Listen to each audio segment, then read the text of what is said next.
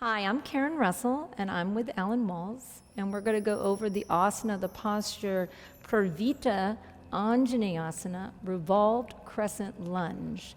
Sometimes you might hear people say prayer twisting pose or prayer crescent pose, which that's fine. There's several names as we go through our yoga journey and the years keep going. I'm sure there's always going to be more names, but this is Parivtta Anjaneyasana, and there's modifications and different ways of doing it. We're first going to do a modified version, and he's actually going to start, Alan's going to start, you want to start from down dog? Yeah, start from down dog. This gives a little stretch right in the legs, and then he's going to come into his low lunge. And we're first going to do this posture modified with the lower knee down. And so notice the back toes. So you can tuck the toes, or you can have the tops of the toes flat. I prefer the tops of the toes flat because it's less on my knees. Remember, you can also pad up your back knee with a blanket or fold the mat if you need to. So the first option we're going to show you with two blocks on one side. And this is really, for stability, and you might not be able to do the full prayer twist.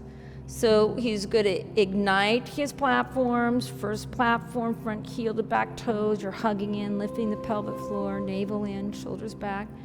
He's going to bring his hands into prayer. Now, the one thing about twisting is you always need to elongate before you twist. So you never want to just twist. You want to get long first. And also, it's only the upper body that twists. So whenever we're twisting, we don't want the torso or the hips to move with it. So he's going to inhale, bow forward a little bit to get long. Then exhale, twist. Now, Alan is fine with bringing the left upper arm on the thigh, but what if you can't do that? So sometimes I'll have students have a block. They'll put one hand on the hip, the other hand on the block, and just looking without twisting the upper torso so much. So remember the cues of inhale, elongate, exhale, twist a little bit, and your gaze goes soft, and you never look past your shoulders. So you don't want to over tweak, right? And you want to make sure that the hips stay square as the upper body slightly turns. Now, once you get to a point where you're twisting enough, just breathing into that area, right? Remember, breath is powerful. Breath is how we work our inner organs, right? We don't have little weights for them. We have to use our breath. So inhale, elongate. Exhale, twist. Gaze is soft. Then inhale. And as you exhale, use that exhalation, draw the navel in, come back, and then slowly come out of it, placing the hands down. Option to do your vinyasa or downward facing dog, and just relax. So take a few breaths in downward dog, Al.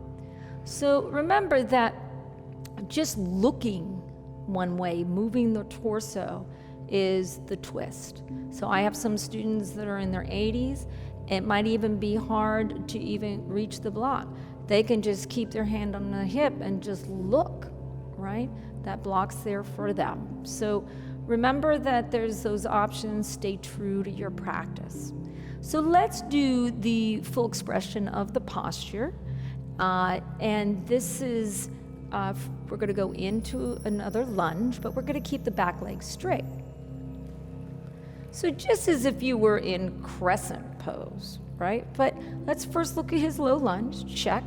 Front heel, back heel is straight and strong, right? Maybe widen your stance just a little bit, Al. Yeah. Make sure that, have a little room there. It's a little more stability. He's going to come up to crescent pose. All right? So it takes a lot of balance. We're going to do the cue again of elongating our side body long. So he's going to bring his hands into prayer. Now, even here, use that energy. Press the palms and the fingers together and draw the shoulder blades back at the same time. That's going to keep the torso up. He's going to inhale, bow forward slightly to elongate. Exhale, twist. And he's bringing his upper arm on the thigh. As soon as he does that, he's going to push that upper arm away, right? And draw the shoulder blades back. So that action, that isometric action, will help you too. Now he can lower the bottom arm down, top arm up. It's a little more advanced, right?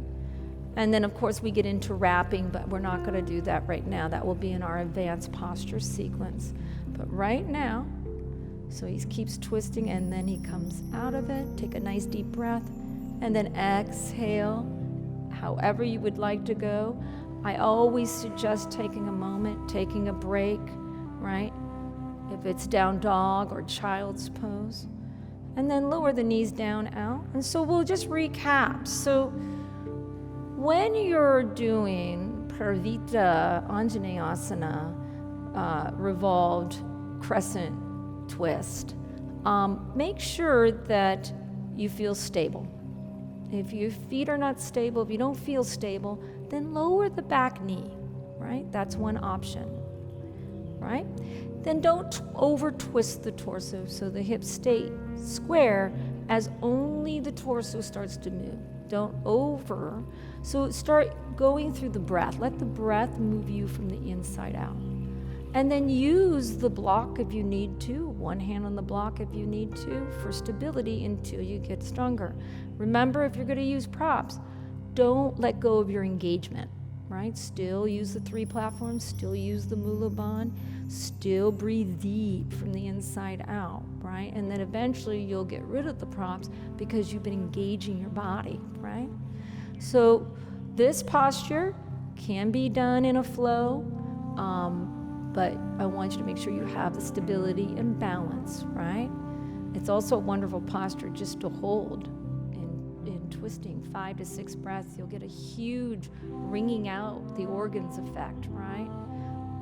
So remember when you're doing this posture, just remember to be true to your practice. And this is Parivtta Anjaneyasana.